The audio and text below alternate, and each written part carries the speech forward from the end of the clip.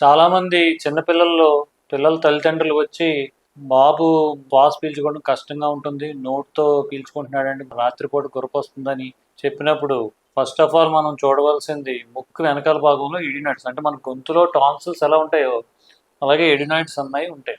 అవి ఉండటం వల్ల ఏమవుతుందంటే ముక్కు వెనకాల భాగం, గొంతు పై భాగంలో ఎడినాయిడ్స్ ప్లేస్ ఉంటుంది. ఆ ముక్కు వెనకాల భాగం, గొంతు పై భాగం నుంచి చెవుకి ఒక కనెక్షన్ ఉంటుంది. దాన్ని ఇస్టేజియన్ ట్యూబ్ అంటారు. ఈ ఎడినాయిడ్స్ అక్కడ పెరిగిపోవడం వల్ల ఏమవుతుంది, ఎస్ట్రోజన్ ట్యూబ్ మూసుకుపోవడం వల్ల ఆ ప్రెషర్ డిఫరెన్స్ వచ్చేసి కర్ణబేరు వెనకాలకి నీరు చేరిపోవడం, కర్ణబేరు వెనక్కి నీరు చేరిపోవడం వల్ల వినికిడి తగ్గడం ఇవన్నీ జరుగుతాయి.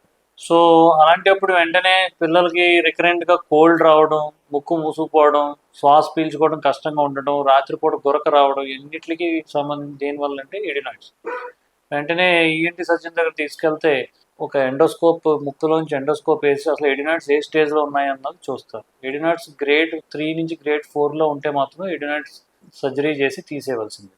ఆ ఎడినాయిడ్స్ పైన ఉంటాయి, వాల్డేర్ సింగ్ అంటారు. ఎడినాయిడ్స్ పైన ఉంటాయి, పక్కన పెలటైన్ టాన్సిల్స్, మన గొంతులో పిక్కలు అంటారు, గొంతులో టాన్సిల్స్, దాని కింద లింగ్వల్ టాన్సిల్ అంటే నాలుగు వెనకాల భాగం ఉంది. సో ఎప్పుడైనా సరే ఎడినాయిడ్స్ చేస్తున్నప్పుడు టాన్సిల్స్ కూడా తీసేయాలి. ఎడినాయిడ్స్ తీసి టాన్సిల్స్ వదిలేస్తే ఆ టాన్సిల్ సైజు పెరిగిపోతాయి. అందుకని టాన్సిల్స్, ఎడినాయిడ్స్ రెండు కలిపి తీస్తేనే అది కంప్లీట్ సర్జరీ. సో ఎవరికైనా పిల్లలకి రికరెంట్గా కోల్డ్ వస్తుంది, ముక్కు మూసుకుపోతుంది, శ్వాస ఆడటం కష్టంగా ఉంటుంది, రాత్రి కూడా గురక పెడుతున్నాడు అన్నప్పుడు వెంటనే ఈఎన్టీ సర్జన్ దగ్గర తీసుకెళ్ళి ఎండోస్కోప్ చేయించుకుంటే వెనకాల ఎడినాయిడ్స్ ఉంటే మాత్రం వాటికి సరైన ట్రీట్మెంట్, గ్రేడ్ 1, 2 అయితే స్ప్రేల ద్వారా ట్రీట్మెంట్ వెళ్తుంది, గ్రేడ్ 3, 4 ఉంటే మాత్రం సర్జరీ చేసి తీసేయవలసింది. సర్జరీ కూడా ఏంటంటే ఇప్పుడు చాలా పరికరాలు వచ్చేసినాయి. నేను చేసేది ఏంటంటే కోబ్లేటర్ అసిస్టెడ్ ఎడినోటాన్సిలెక్టమీ. కోబ్లేటర్ వల్ల ఉపయోగం ఏంటంటే బ్లీడింగ్ తక్కువ ఉంటుంది, పెయిన్ తక్కువ ఉంటుంది.